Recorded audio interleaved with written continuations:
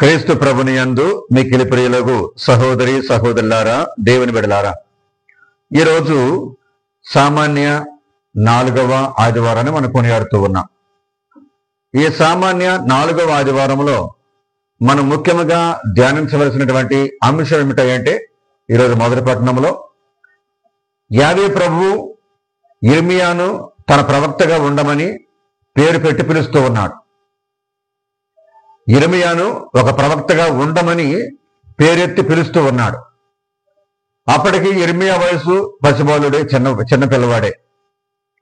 బాలుడిగా ఉన్నప్పుడే యిర్మీయాను ఒక ప్రవక్తగా ఉండమని పేరు పెట్టి పిలుస్తూ ఉన్నాడు. అసలు ప్రవక్తలంటే ఎవరు? మన యోధా మతంలో, ఇశ్రాయేలు సమాజంలో ప్రవక్తలంటే ఎవరు అనే విషయాన్ని మనం గ్రహిస్తే కనుక, హూ ఆర్ ద ప్రాఫిట్స్, ప్రవక్తలు ఎవరు? ఈ ప్రవక్తలు ఎవరంటే, ఇశ్రాయేలు దేశానికి, యోధా మతానికి ఒక వెన్నెముక లాంటి వారు వీళ్ళు. వారే ఇశ్రాయేలు దేశాన్ని, ఒక ప్రక్క రాజ్యాన్ని, ఇంకో ప్రక్క మతాన్ని కూడా సక్రమంగా నడిపించవలసిన బాధ్యత, కర్తవ్యము వీళ్ళ మీదే ఆధారపడి ఉంది. వీళ్ళు ఒక ప్రముఖమైన, ప్రధానమైనటువంటి బాధ్యతను, కర్తవ్యాన్ని, ఒక అంతస్తును పొందుతూ ఉన్నారు వీళ్ళు ప్రవక్తలు. పూర్వం నుండి కూడా ప్రవక్తలు అనేటువంటి అంతస్తు యావే ప్రభు ఏర్పాటు చేసి ఉన్నాడు. ఈ ప్రవక్తలే రాజ్యాన్ని కానీ మతాన్ని కానీ నడిపించేది.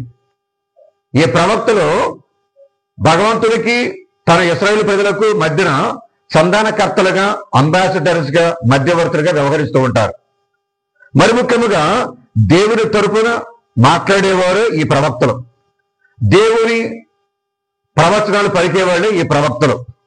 దేవుని తరపున మాట్లాడేవాళ్ళు, దేవుని పక్షాన ఉండేవారే ఈ ప్రవక్తలు. మరి ముఖ్యముగా యావే ప్రభుని యొక్క మనస్తత్వాన్ని, ఆయన హృదయాన్ని, ఆయన ఆలోచనలను గ్రహించి ప్రజలను చక్కని విధముగా నడిపించేవారే ఈ ప్రవక్తలు. పెడత్రవ పడుతూ ఉన్నప్పుడు, దారి తప్పి తిరుగుతూ ఉన్నప్పుడు ప్రజలను హెచ్చరించి, దండించి, సరిచేసి, సరిదిద్ది మరలా వారిని దేవుని వాక్కుతో, దేవుని ప్రవచనాలతో దారిలో పెట్టగలిగేటువంటి వారే ఈ ప్రవక్తలు. కాబట్టి ప్రవక్తలు అనేటువంటి ఈ అంతస్తు భగవంతుడు యావే దేవుడు సృష్టించాడు. ప్రవక్తలనైతే దీర్ఘదర్శులను కూడా పిలుస్తూ ఉంటాం, దూరాలోచన పరులను పిలుస్తూ ఉంటాం. దీర్ఘదర్శి, దూరాలోచన పరుడు ప్రవక్తలు. అయితే ఇక్కడ మనం గమనించవలసిన విషయం, ఇంకొక విషయం ఏంటంటే, మొదటి పట్టణం ద్వారాగా యిర్మీయా గ్రంథం 1వ అధ్యాయము 4వ వచనం నుంచి 5వ వచనం వరకు, అలాగే 17వ వచనం నుంచి 19వ వచనం వరకు ఈరోజు మొదటి పట్టణం యిర్మీయా గ్రంథం నుంచి. సో ఈ రోజు మొదటి పట్టణం ద్వారాగా మనం గ్రహించవలసిన విషయాలు ఇవి. అసలు ప్రవక్తలు అంటే ఎవరంటే, మనం ఇప్పుడు అంతా కూడా విన్నాం. ఎవరో ప్రవక్తలు అంటే భగవంతునికి, దేవుని బిడ్డలకు మధ్యన సంధానకర్తలు, దేవుని చిత్తాన్ని ప్రజలకు వివరించేవాళ్ళు, భవిష్యత్తును దృష్టిలో పెట్టుకుని, అంటే they are able to look into the future. రాబోయే రోజుల్లో, రాబోయే సంవత్సరాలు ఏం జరుగుతుందో కరెక్ట్ గా, చక్కగా దేవుని పరిజ్ఞానాన్ని ఉపయోగించి, దేవుని యొక్క దర్శనాలను ఉపయోగించుకుని ముందే హెచ్చరించే వాళ్ళు ఈ ప్రవక్తలు అనేవాళ్ళు. కాబట్టి ప్రవక్తలు అనగా వీళ్ళే. రెండవది మనం ధ్యానం చేసే విషయం ఏంటంటే, ఎవరు ఎన్నుకుంటారు ఈ ప్రవక్తల్ని? ఈ ప్రవక్తలు ఎవరు ఎన్నుకుంటారు? Who will select these profits? అంటే కనుక భగవంతుడే వీరిని స్వయముగా సెలెక్ట్ చేసుకుంటాడు. ఎవరి ప్రమేయం లేకుండా, ఎవరి ఆలోచన లేకుండా God himself will select these profits. ఎప్పుడు సెలెక్ట్ చేసుకుంటారు, ఎప్పుడు ఎన్నిక చేసుకుంటారు అంటే, వారు మాతృగర్భంలో రూపొందటానికి ముందే దేవుడు వారిని ప్రవక్తలుగా ఎన్నిక చేసుకుంటాడు. Even before they are formed in their mother's womb, God selects them ప్రవక్తలుగా, తన సేవకులుగా, తన యొక్క ప్రతినిధులుగా, తన యొక్క మధ్యవర్తులుగా దేవుడు ఎన్నిక చేసుకుంటాడు. ఈరోజు మొదటి పట్టణంలో మనం విన్నాం కదా, మొదటి పట్టణంలో చాలా చక్కగా విన్నాం మనం. ఈరోజు మొదటి పట్టణంలో ఏమంటూ ఉన్నాడు? మొదటి పట్టణంలో యావే ప్రభు అంటూ ఉన్నాడు ఏమని? యిర్మీయా గ్రంథం 1వ అధ్యాయంలో 5వ వచనంలో మనం చూస్తూ ఉన్నాం. 5వ వచనంలో మనం చూస్తూ ఉన్నాం. చదవండి ఒకసారి. నిన్ను మాతృగర్భమున రూపొందింపక మునిపే నేను నిన్ను ఎన్నుకొంటిని, నీవు పుట్టక మునిపే నిన్ను పవిత్రపరిచితిని, నిన్ను జాతులకు ప్రవక్తగా నియమించితిని. ఇక్కడ గమనించండి, నేను మాతృగర్భమున రూపొందింపక మునిపే నేను నిన్ను ఎన్నిక చేసుకున్నా. అలాగే ప్రవక్తలో ఆఖరి ప్రవక్త బాప్తిస్ట్ యోహాను గారిని గురించి కూడా చక్కగా రాయబడి ఉంది లోకాసు వార్తలో 1వ అధ్యాయము 15 వచ్చిన చదవండి. బాప్టిస్ట్ యోహాను గారిని గురించి కూడా ప్రవక్తగా ఎన్నిక చేసుకుంటూ ఒక చక్కని మాట అంటూ ఉన్నాడు గాబ్రియల్ దూత. చదవండి ఒకసారి. లూకా 1:15. ప్రభు దృష్టిలో అతడు గొప్పవాడుగును, ద్రాక్షరసమును గాని మద్యమును గాని పానము చేయడు, తల్లి గర్భముననే పవిత్రాత్మతో నింపబడును. గమనించండి ఇక్కడ, అంటే భగవంతునికి ముందే తెలుసు, దేవుడికి ముందే తెలుసు ఎవరిని ఎన్నుకోవాలో, ఎటువంటి వ్యక్తులను ఎన్నుకోవాలో. వారు మాతృగర్భంలో రూపొందడానికి ముందే దేవుడికి తెలుసు. అంటే ఏంటి? ఈ సకల జగత్తు మీద దేవుడికి శక్తి, బలము, అధికారం ఉంది. వీళ్ళు యావే ప్రభుని తరపున పనిచేయాలా. ఈరోజు మొదటి పట్టణం ఏమనుంది? యిర్మీయాని బాలుడిగా ఉన్నప్పుడే యావే దేవుడు ఎన్నిక చేసుకుంటూ ఉన్నాడు. నీవు నా ప్రవక్తగా ఉండు, నాకు మధ్యవర్తిగా ఉండు, నా మాటలు ప్రజలకు చెప్పు, నా ప్రవచనాలు ప్రజలకు చెప్పు, నేను చెప్పమన్న సంగతులన్నీ కూడా ప్రజలకు వివరించు. కాబట్టి నీవు నా పక్షాన ఉండాలి అని సెలెక్ట్ చేసుకుంటున్నాడు యిర్మీయాని బిడ్డలారా, సహోదరి సహోదరులారా. అయితే ఇక్కడ మనం గమనించవలసిన ఇంకో విషయం ఏంటంటే, ప్రవక్తలుగా దేవుడు ఎన్నిక చేసుకోవడానికి వాట్ ఆర్ ద క్వాలిఫికేషన్స్? అర్హతలు ఏంటి? క్వాలిఫికేషన్స్ ఏంటి? ఏమైనా కావాలా? గుణగాణాలు ఏమైనా కావాలా? క్వాలిఫికేషన్స్ ఏమైనా కావాలా? అర్హతలు ఏమైనా కావాలా? డిగ్రీస్ ఏమైనా కావాలంటే అటువంటివి ఏమీ కూడా దేవునికి అవసరము లేదు. No qualifications needed for being a prophet. ఆ క్వాలిఫికేషన్స్ ఏంటంటే దేవుడికి ఇష్టమైన వారిని మాత్రమే, దేవుడికి మెచ్చిన వారిని మాత్రమే, దేవుడికి నచ్చిన వారిని మాత్రమే ఆయన ఎన్నిక చేసుకుంటున్న ప్రవక్తల్ని. ఆయనకి ఇష్టం అవ్వాలా, ఆయన నచ్చాలా, ఆయన మెచ్చే జీవితాన్ని జీవించే వాళ్ళు ఎవరో ఆయనకి తెలుసు, ముందే పుట్టక ముందే తెలుసు ఆయనకి. కాబట్టి అటువంటి వారిని మాత్రమే దేవుడు ఎన్నిక చేసుకుని తన ప్రవక్తలుగా వారిని అభిషేకిస్తూ ఉంటాడు. భగవంతుడి ప్రియబిడ్డలారా, సహోదరి సహోదరులారా, మానవుని యొక్క విలువలు భగవంతునికి అవసరం లేదు. దేవుడికి ఇష్టమైతే సరిపోద్ది, దేవుడి మనసుకు నచ్చితే సరిపోద్ది, దేవుడికి ఇష్టడైతే సరిపోద్ది. అంతకు మించిన క్వాలిఫికేషన్ అనేది ఇంకా ఏమీ ఉండదని ఇక్కడ మనకు రుజువు చేస్తూ ఉన్నాడు. ప్రియబిడ్డలారా, సహోదరి సహోదరులారా, యూనివర్సల్ చర్చ్ కోసం భగవంతుడు ప్రవక్తలను ఎన్నిక చేసుకుంటూ ఉన్నాడు, గురువులను ఎన్నిక చేసుకుంటూ ఉన్నాడు అనే విషయాన్ని ఇక్కడ మనం స్పష్టంగా తెలుసుకోవాలి. ప్రియబిడ్డలారా, సహోదరి సహోదరా, అందుకని గట్టి చెప్పండి హల్లెలూయా, హల్లెలూయా, హల్లెలూయా, హల్లెలూయా, హల్లెలూయా, హల్లెలూయా. అయితే ఈ ప్రవక్త అంతస్తు అనేది ప్రియబిడ్డలారా, దేవుడు ఎవరెవరినైతే ప్రవక్తలుగా పిలిచాడో, నువ్వు నా ప్రవక్తగా ఉండు, నా ప్రవక్తగా ఉండు, నా ప్రవక్తగా ఉండు అని దేవుడు ఎవరెవరైతే పేరెత్తి పిలిచాడో అందరూ కూడా సంతోషంగా రాలా నేను ప్రవక్తగా ఉంటానని చెప్పని. అందరూ అంత సంతోషంగా రాలా ముందుకి. చాలా మంది కూడా చాలా మంది సాకులు చెప్పారు, చాలా మంది వంకలు చెప్పారు. నా వల్ల కాదు, నేను ఉండలేను, నా వల్ల కాదు, నేను రాలేనని చెప్పని వంకలు చెప్పారు చాలా మంది కూడా ప్రవక్తలు. యిర్మీయా కూడా అదే అన్నాడు. ఈరోజు మొదటి పట్టణంలో యిర్మీయా కూడా అదే అన్నాడు. ఏమన్నాడు? యిర్మీయా గ్రంథం 1వ అధ్యాయం 6వ వచనంలో ఒక సాగు చెప్తున్నాడు. ఒక చిన్న సాగు చెప్తే ఏమన్నాడు? అయ్యా నేను బాలుడని. చదవండి ఒకసారి. యిర్మీయా 1:6. నేను యావే ప్రభు, నాకు ఎట్లా మాట్లాడవలేనో తెలియదు, నేను బాలుడును నాని పలికితుని. నేను బాలుడిని, నేను చిన్నపిల్లోడిని. ఇక్కడ నాకు ఇంకా వయసు రాలా, చిన్నపిల్లోడి. నేను ఎలాగ ప్రవక్తగా ఉండాలి? ఇశ్రాయేలు ప్రజల దగ్గరికి నేను వెళ్ళి బోధించడం ఏంటి? వాళ్ళకి నేను పరిచయం చేయడం ఏంటి? వాళ్ళకి ప్రవచనం చెప్పడం ఏంటి? నేను చిన్నపిల్లోడే. ఇంకా ఆయన తప్పించుకోవటానికి యిర్మీయా కూడా సాకు చెప్తున్నాడు, వంక చెప్తున్నాడు. మనం కూడా చాలా సందర్భాల్లో సాకులు చెప్తూ ఉంటాం, వంకలు చెప్తూ ఉంటాం.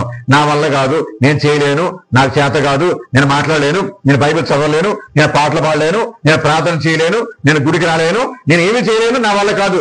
I'm not that much talented, I'm not qualified, నాకు అంత స్కిల్ లేదు, నా వల్ల కాదు, నేను చేయలేను అనే విధంగా సాకులు చెప్తూ ఉంటాం, వంకలు చెప్తూ ఉంటాం మనం కూడా బిడ్డలారా. కాబట్టి దేవుడు చెప్పే స్వరం ఇది, దేవుడు చెప్పే మాట ఇది. నువ్వు చెయ్యాలి, నువ్వే చేయాలి, అది నీ వల్ల వద్ది, నేను నిన్ను బలపరుస్తున్నాను, నేను నీకు తోడుగా ఉంటాను, నువ్వే వెళ్ళు, నువ్వే నా సేవకుడిగా పనిచేయాలని చెప్పని దేవుడు ఎన్నిక చేసుకుంటూ ఉన్నాడు, వారిని పంపిస్తున్నాడు. బిడ్డలారా, సహోదరి సహోదరి, ఇది కేవలము purely it is God selection, purely it is God selection. అంటే దేవుని ఎన్నికలో పొరపాట్లు అంటే ఏమీ ఉండవు. అందరూ ఇటువంటి ప్రవక్తల అంతస్తులు ఉండలేరు, ఇటువంటి సేవా జీవితాన్ని జీవించలేదు అందరూ కూడా. ఇది చాలా పెరుసవాలతో కూడుకున్నటువంటి అంతస్తు ఇది ప్రవక్తల జీవితం అనేది. కాబట్టి మీ పిలుపును అంగీకరించలేమనే విషయాన్ని అనేకమైనటువంటి విధాలుగా వ్యక్తం చేశారు. ఎందుకంటే there are so many challenges in the life of prophets. చాలా ఛాలెంజ్లు ఉన్నాయి, చాలా సవాళ్ళు ఉన్నాయి అందులో మొట్టమొదటి సవాలు ఏంటంటే బిడ్డలారా, అందులో మొట్టమొదటి సవాలు ఏంటంటే ప్రవక్తల జీవితం జీవించాలంటే, గురుత్వ జీవితం జీవించాలంటే, యాజకత్వ జీవితం జీవించాలంటే ఇందులో మొట్టమొదటి పెను సవాలు ఏంటంటే భయము అనేటువంటి సవాలు. ద ఫియర్ అనేది ఒక పెను సవాలు, అది భయం. మనం చదువుతున్నాం కదా, చదవండి. ఇర్మియా గ్రంథంలో ఇర్మియాతో అంటున్నాడు భగవంతుడు ఏమని, ఇర్మియా 1:17 మొదటి పట్టణంలో ఏమంటున్నాడు, కనుక నీవు నడుము కట్టుకుని నిలవబడి నేను ఆజ్ఞాపించిన సంగతులెల్లా వారితో చెప్పుమో. నీవు వారిని చూచి భయపడవలదు. భగవంతుడు చాలా సందర్భాల్లో ఇటువంటి మాటలు చెప్తున్నాడు, భయపడొద్దు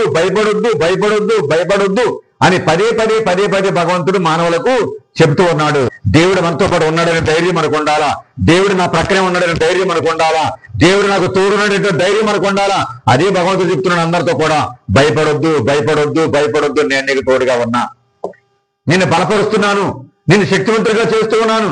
ఇర్మియా అదే అంటున్నాడు మొదటి పట్టణంలో, ఏమంటున్నాడు, I'm going to make you a strong wall and iron pillar. ఇక్కడ చదువుతున్నాడు కదా మొదటి పట్టణంలో, ఏమంటున్నాడు ఇక్కడ 18వ వచనంలో, ఇర్మియా 1:18 ఏమంటున్నాడు ఇక్కడ భగవంతుడు, నిన్ను ఈ దినమున ఒక సురక్షితమైన నగరం వలెను, ఇనుప స్తంభం వలెను, ఇత్తడి తలుపుల వలెను నిన్ను చేసేదను. అంటే నిన్ను ఎవరో కూడా ఏమీ చేయలేరు ఇర్మియా, నిన్నెవరో కూడా ఏమీ చేయలేరు. నీ మీద యుద్ధానికి వస్తారు, నీ మీద దుందుడికి వస్తారు, నీ మీద తిరుగుబాటు చేస్తారు, నేను ఏదో చేద్దామని చెప్పి వస్తారు, కానీ ఎవరో కూడా నిన్నేమీ చెయ్యలేరు. ఎందుకంటే నేను నీ పక్షాన ఉన్నాను, నీ తరపున ఉన్నాను, నీతో ఉన్నాను. నిన్ను ఎదిరించేవాడు ఎవడో కూడా ఈ లోకంలో లేరు. భయం అనేది సైతానుడు ఇచ్చేటువంటి బలహీనత. ఈ భయం అనేది సైతానుడు పెడుతూ ఉంటాడు, ధైర్యం అనేది దేవుడు అనుగ్రహిస్తూ ఉంటాడు. సైతానుడు పెడుతూ ఉంటాడు భయాన్ని. మనమందరం కూడా అనేకమైన విషయాలు భయపడుతూ ఉంటాం.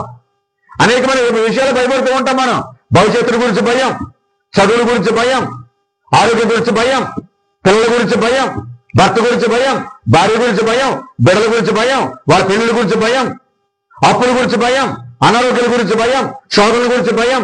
ప్రతి చిన్నదానికి మనం భయపడుతూ ఉన్నాం. ఈ భయం అనేది సైతానుడు పెడుతూ ఉంటాడు, ఈ భయం అనేది సైతానుడు తీసుకొస్తూ ఉంటాడు. కానీ ఒక విషయం మనం గుర్తుపెట్టుకోవాలి, మనల్ని భయపెట్టేది కూడా ఒక మనిషే, ఒక మానవుడే. మనలాగా రక్త మాంసాలు కలిగినటువంటి వాడే. సైతానుడు కొంతమంది వ్యక్తుల ద్వారాగా దేవుని బిడ్డలైన మనలను భయపెడుతూ ఉంటాడు సైతానుడు. కాబట్టి భయపెట్టేది కూడా ఒక మనిషే, భయపెట్టేది కూడా మనలాంటి ఒక బలహీనుడే, ఒక మానవుడే. కాబట్టి దేవుడు మన పక్షాన ఉన్నాడు. కాబట్టి మనం ధైర్యంగా ఉండాలి. అందుకే కొడుకు పొరుగులు ఒక చక్రం మాట అంటారు, ఏమంటారంటే, if God is with me who can be against me అంటాడు రోమపత్రికలో. If God is with me who can be against me. దేవుడే నాకు నా పక్షాన ఉండగా, దేవుడే నా తరపున ఉండగా, దేవుడే నా ప్రక్కన ఉండగా, నాకు ప్రత్యర్థి ఎవరు, నాకు వ్యతిరేకి ఎవరు, నాకు శత్రువు ఎవరు, నన్ను ఎవరు ఎదిరించగలరు అంటున్నారు పురిత పౌలు గారు. కాబట్టి దేవుడు మన పక్షాన ఉన్నాడనే ధైర్యం మనకు ఉండాలా, దేవుడు మనతో పాటు ఉన్నాడనే ధైర్యం మనకు ఉండాలా, దేవుడు నా ప్రక్కనే ఉన్నాడనే ధైర్యం మనకు ఉండాలా, దేవుడు నాకు తోడున్నాడనే ధైర్యం మనకు ఉండాలా. అదే భగవంతుడు చెప్తున్నాడు అందరితో కూడా, భయపడొద్దు, నేను నీకు తోడుగా ఉన్నా, నిన్ను బలపరుస్తున్నాను, నిన్ను శక్తివంతుడిగా చేస్తూ ఉన్నాను. ఇర్మియా అదే అంటున్నాడు మొదటి పట్టణంలో, ఏమంటున్నాడు, I'm going to make you a strong wall and iron pillar. ఇక్కడ చదువుతున్నాడు కదా మొదటి పట్టణంలో, ఏమంటున్నాడు ఇక్కడ 18వ వచనంలో, ఇర్మియా 1:18 ఏమంటున్నాడు ఇక్కడ భగవంతుడు, నిన్ను ఈ దినమున ఒక సురక్షితమైన నగరం వలెను, ఇనుప స్తంభం వలెను, ఇత్తడి తలుపుల వలెను నిన్ను చేసేదను. అంటే నిన్ను ఎవరో కూడా ఏమీ చేయలేరు ఇర్మియా, నిన్ను ఎవరో కూడా ఏమీ చేయలేరు.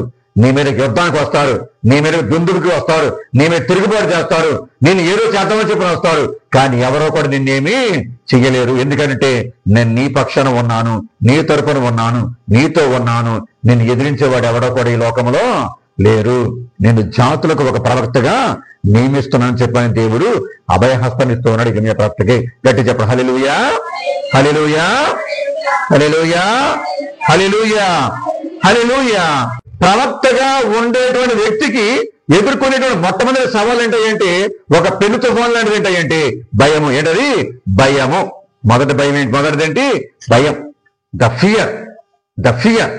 ఈ భయం అనేది మనల్ని ఎప్పుడు కూడా వెంటాడుతూనే ఉంటుంది. భయం అనేది సైతాన్ని పెడతాడు, ధైర్యం అనేది దేవుడు ప్రసాదిస్తాడు. కాబట్టి ఈ భయాన్ని దేవుడిచ్చిన ధైర్యంతో మనం జయించాలి. ప్రవక్తలు ఏ విధంగా అయితే జయించారో అలాగే మనం కూడా ఈ భయం అనేటువంటి సైతాను శోధనని మనం జయించుకుని ప్రభువులో మనం ముందుకు వెళ్తూ ఉండాలి. మనం అందరం యేసు ప్రభుని యొక్క సైనికులు, దేవుని యొక్క సైనికులు, యెహోవా సైనికులు. యెహోవా దేవుడు మన పక్షాన ఉన్నాడు, మన ముందు నడుస్తూ ఉన్నాడు ఆయన.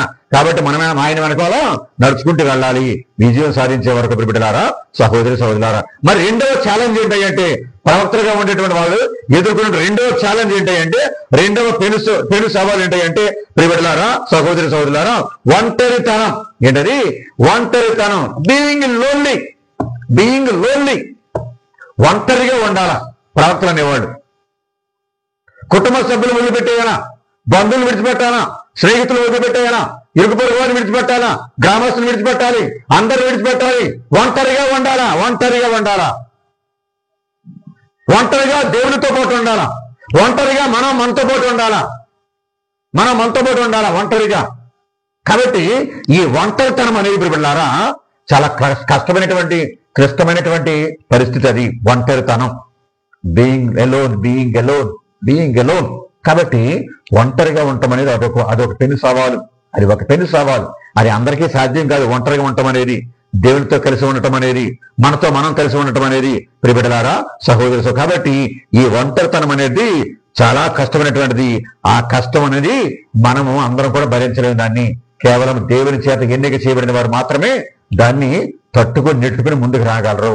కష్ట సమయంలో, క్లిష్ట సమయంలో అందరూ మనతోనే ఉన్నారు, అందరూ మన వాళ్ళే, అందరు నా ఫ్రెండ్సే, అందరు నా మిత్రులే, అందరు నా సహచరులే, అందరు నాకు తోడుగా ఉండేవాళ్ళే, అందరు నా పక్షం ఉండేవాళ్ళే అని అనుకుంటాం. కానీ కష్ట సమయంలో, క్లిష్ట పరిస్థితుల్లో ఎవరు కూడా మన పక్షం ఉండరు, ఎవరు కూడా మన తరఫున మాట్లాడరు, ఎవరు కూడా మనం వెంట రారు, ఒంటరిగా మిగిలిపోతాం. అందుకే యేసుప్రభు అంటున్నారు కల్వరి కొండ మీద సులువుని వేలాడుతూ, ఏలీ ఏలీ లామా సబక్తాని, నా దేవా నన్ను అందరూ విడిచిపెట్టారు, నా శిష్యులు కూడా నన్ను విడిచిపెట్టేశారు, కనీసం నీవు కూడా నన్ను విడిచిపెట్టేశావా? ఏలీ ఏలీ లామా సబక్తాని, నా దేవా నా నేల చెయ్యి విడిచితివి, చివరికి నీవు కూడా నన్ను విడిచిపెట్టేశావా అంటారు. అంటే ఏంటి అర్థం? ఇక్కడ దేవుడితో కలిసి మాత్రమే మనం జీవించగలం. పరిసయ్యులు మెచ్చుకోనా, ధర్మశాస్త్ర బోధకులు మెచ్చుకోనా, సద్దుకలు మెచ్చుకోనా, సుక్కలు మెచ్చుకోనా, ఎవరిని మెచ్చుకోనా? ఇశ్రాయేలీయుల్లో ఇతర దేశీయులను, ఇతర మతస్థులను, ఇతర వర్గానికి చెందిన వారిని ఇద్దరిని మాత్రమే యేసుప్రభు మెచ్చుకున్నారు. ఆ ఇద్దరు ఎవరంటే మొదటి వ్యక్తి ఏమో సెంచూరియన్, శతాధిపతి. సెంచూరియన్ అంటూ ఉన్నాడు, నీ అంతటి విశ్వాసము ఇశ్రాయేలు ప్రజలలో ఏ ఒక్కరిలో కూడా నేను చూడలేదు, నేను గమనించాలన్నట్టు యేసుప్రభు. అలాగే కన్య స్త్రీ విశ్వాసాన్ని చూసి కూడా యేసుప్రభు అంటూ ఉన్నామ్మా, నీ విశ్వాసము మెచ్చదగినది అంటూ ఉన్నాడు యేసుప్రభు. ఈ రెండు మాటలు వేరే వాళ్ళ గురించి మాత్రం యేసుప్రభు చెప్పలా. కాబట్టి బిడ్డలారా, ఇక్కడ యేసుప్రభు ఎప్పుడైతే యూదులు మెచ్చుకోకుండా, తన సొంత వారిని మెచ్చుకోకుండా, తన జాతి వాళ్ళని మెచ్చుకోకుండా, దేవుని ప్రజలైనటువంటి ఇశ్రాయేలు ప్రజలను మెచ్చుకోకుండా, ఇతర దేశీయులను, ఇతర మతస్థులను, ఇతర వర్గాల వారిని మెచ్చుకున్నాడు యేసుప్రభు. అప్పుడు వాళ్ళకి కోపం వచ్చింది. మనం కూడా అదే విధంగా చేస్తూ ఉంటాం. హార్ష్ ప్రొఫెసీస్, కఠినమైన ప్రవచనం చెప్పినందుకు ఇర్మియా ప్రవక్తని ఎండిపోయినటువంటి బావిలో పడేశారు. ఆయన 3 రోజుల పాటు కట్టేసి కొట్టారు. ఇర్మియా ప్రవక్తని కట్టేసి కొట్టారు. నానా చిత్రహింసల పాలు ఇర్మియా ప్రవక్తని, నానా బాధలు గురి చేశారు ఇర్మియా ప్రవక్తని. అందుకని ఇర్మియాని ఏమంటామంటే ద వీపింగ్ ప్రాఫిట్ ఆఫ్ యావే అంటాం. విలపించే ప్రవక్త ఇర్మియా ప్రవక్త. విడనాడబడినవాడు, ఒంటరిగా చేయబడినవాడు, విడిచిపెట్టబడినవాడు ఆయన పేరు. Weeping profit. జాతి కోసం ఏడ్చాడు, ఇశ్రాయేలు ప్రజల కోసం ఏడ్చాడు. దేవుడు నమ్ముకోవడానికి ప్రజల తరఫున ఏడ్చాడు. అయ్యో, ఎందుకు పాపం చేస్తున్నారు, ఎందుకు ద్రోహం చేస్తున్నారు, ఎందుకు దేవుని వ్యతిరేకంగా తిరుగుతున్నారు, మీరు విగ్రహాలను ఎందుకు చేస్తున్నారు, మీరు దేవుని దగ్గర రండి, దేవుని పూజించండి, దేవుని ఆరాధించండి, దేవుని ధర్మశాస్త్రం పాటించండి, మీకు రక్షణ కలుగుతుంది. రాబోయే శ్రమలు మామూలుగా లేవు, రాబోయే బానిసత్వం మామూలుగా లేదు. మీ దేశం నాశనం అయిపోద్ది, మీ దేవాలయం నాశనం అయిపోద్ది, మీ నగరం నాశనం అయిపోద్ది, మీరు మారండి, మారు పొందండి అని హెచ్చరించాడు, గద్దించాడు. అయినా కానీ వాళ్ళు వినలా మాట. ఇర్మియా ప్రవక్త మాటలు వినలా. హార్ష్ ప్రాఫెసీస్, కఠినమైన ప్రవచనాలు బోధించవలసి వచ్చింది ఇర్మియా ప్రవక్త.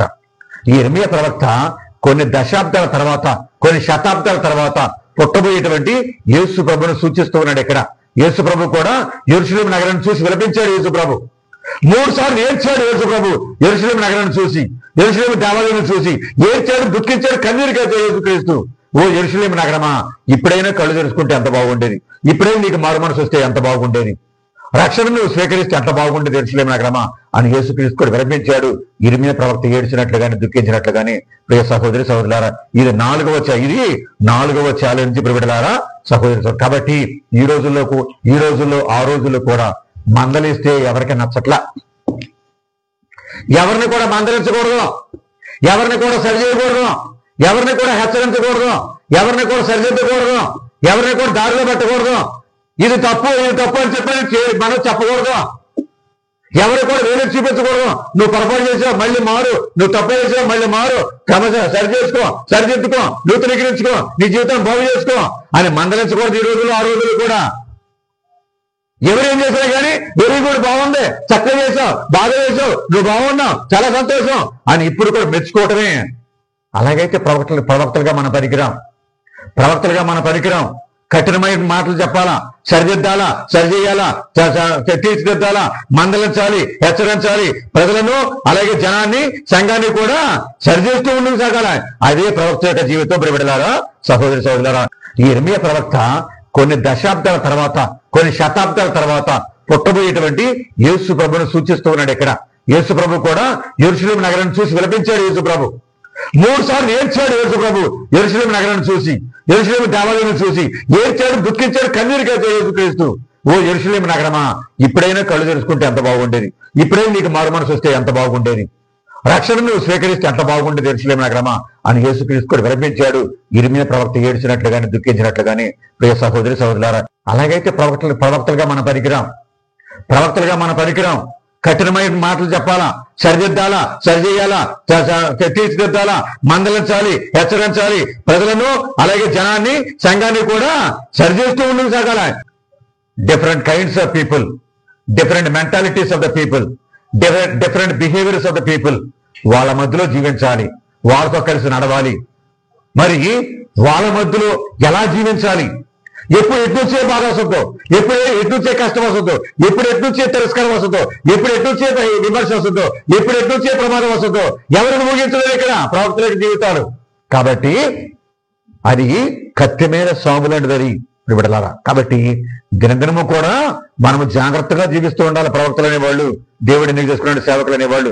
ఇది 5వ ఛాలెంజ్. వివిధ రకాలైనటువంటి మనస్తత్వాలు, వ్యక్తిత్వాలు కలిగినటువంటి వారి మధ్యన జీవిస్తూ వరకు బోధ చేయాలి. అందుకే యేసుప్రభు అంటారు, తోడేళ్ల మధ్యలోకి నేను మిమ్మల్ని గొర్రె పిల్లల వలె పంపిస్తాను అంటాడు యేసుప్రభు. అపోస్తలు పంపిస్తూ 70 మంది అపోస్తలు పంపిస్తూ ఒక మాట అంటాడు, తోడేళ్ల మధ్యలోకి గొర్రె పిల్లల లాంటి మిమ్మల్ని పంపిస్తున్నాను, మీరు మెలకువగా ఉండండి, జాగ్రత్తగా ఉండండి, జాగ్రత్తగా ఉండండి. మీరు ప్రమాదం ఎట్నుంచైనా రావచ్చు, నష్టం ఎట్నుంచైనా రావచ్చు, కష్టం ఎట్నుంచైనా రావచ్చు, శ్రమ ఎట్నుంచైనా రావచ్చు, మీ మీదకి జాగ్రత్త సోదరులారా, జాగ్రత్త అని యేసుక్రీస్తు ధైర్యం చెప్తూ, జాగ్రత్త చెప్తూ తన శిష్యులను పంపిస్తున్నాడు సువార్త సేవ కోసం. ప్రియబిడ్డలారా, సహోదరి సహోదరులారా, వదకు తేబడిన గొర్రెపిల్లలాగా జీవించాల ప్రవక్తలు అనేవాళ్ళు, దేవుని సేవకులు అనేవాళ్ళు, దేవుని బోధకులు అనేవాళ్ళు. దినదినము కూడా ఒక గండంగా వదకు తేబడిన గొర్రెపిల్లలాగా. అందుకే పునీత పౌలు గారు అంటారు, ఏమంటారంటే, నేను నీళ్ళలో ఉన్నా కానీ ప్రమాదం నన్ను పొచ్చి ఉంది, భూమి మీద ఉన్నా కానీ ప్రమాదం నన్ను పొచ్చి ఉంది, అన్యుల మధ్యలో ఉన్నా కానీ, యూదుల మధ్యలో ఉన్నా కానీ ప్రమాదం నా చుట్టూ ఉంది, నా పక్కనే నా దగ్గరే ఉంది, ఎక్కడికి వెళ్ళినా కానీ ప్రమాదం నన్ను పొచ్చి ఉంది. దినదినము కూడా ఒక గండంగా దొరుకుతున్నాను. నేను వదకు తేబడిన గొర్రెపిల్లగా తయారైపోయాను. కాబట్టి ప్రమాదం నా ప్రక్కనే ఉంది, అయినప్పటికీ కూడా దేవుడు నా పక్షాన ఉండి నన్ను కాపాడుతూ ఉన్నాడు, నన్ను దీవిస్తున్నాడు, నన్ను రక్షిస్తూ ఉన్నాడు, నన్ను పోషిస్తూ ఉన్నాడు, నన్ను సంరక్షిస్తూ ముందుకు నడిపిస్తున్నాడు తన యొక్క పరిచర్యలు అని చెప్పని పౌలు గారు అంటూ ఉన్నాడు. ప్రియ బిడ్డలారా, సహోదరి సహోదరులారా, కాబట్టి యోహాను సువార్త మనం చదువుతున్నాం 7వ అధ్యాయం 5వ వచనంలో ఏంటి ఇక్కడ మనం చూసేది? సొంత వాళ్ళే, మన సొంత వాళ్ళే, మన కుటుంబ సభ్యులే, మన మిత్రులే, మన పక్షాన ఉన్న వాళ్ళే, మన స్నేహితులుగా ఉన్న వాళ్ళే, మన వారసులు అనుకునే వాళ్ళే, మనోళ్ళు అనుకున్న వాళ్ళే మనలను వ్యతిరేకిస్తారు, మనల్ని పట్టిస్తారు, మన కష్టాల పాలు చేస్తారు, మనల్ని బాధల పాలు చేస్తారు. చదవండి ఒకసారి యోహాను సువార్త 7వ అధ్యాయం 5వ వచనం, మీకు అర్థమవుతుంది. యోహాను సువార్త 7వ అధ్యాయం 5వ వచనం. యోహాను తీసుకోండి ఒకసారి. యోహాను 7:5. యోహాను 7:5లో యేసు ప్రభుని యొక్క సహోదరులు ఒక చక్కని మాట అంటూ ఉన్నారు. యేసు ప్రభునికి వ్యతిరేకంగా ఏమంటున్నారు? వాస్తవముగా ఆయన సోదరులు సైతము ఆయనను విశ్వసింపలేదు.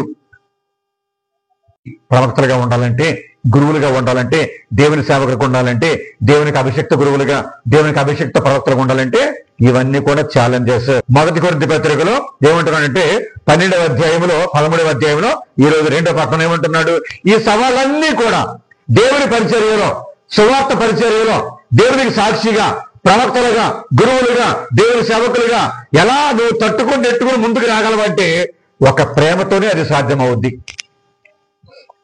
Only with love, only through love you can overcome all these challenges, you can overcome all these hardships. ఈ బాధల్ని, ఈ కష్టాల్ని, ఈ సవాల్ని, ఈ శ్రమల్ని, ఈ శోధల్ని నీవు ఒకే ఒక ఆయుధం ద్వారా నువ్వు జయించగలవు, అధిగమించగలవు. అదేంటది? ప్రేమ అనేటువంటి ఆయుధం. Only the weapon of love you can win all these hardships. ప్రేమ కలిగి జీవించాలి. ఎవరి మీద ప్రేమ? దేవుని మీద ప్రేమ. ఎవరి మీద ప్రేమ? దేవుడు ప్రేమించిన మనుషుల మీద ప్రేమ, దేవుడు ఇవ్వబోయేటువంటి రక్షణ మీద ప్రేమ.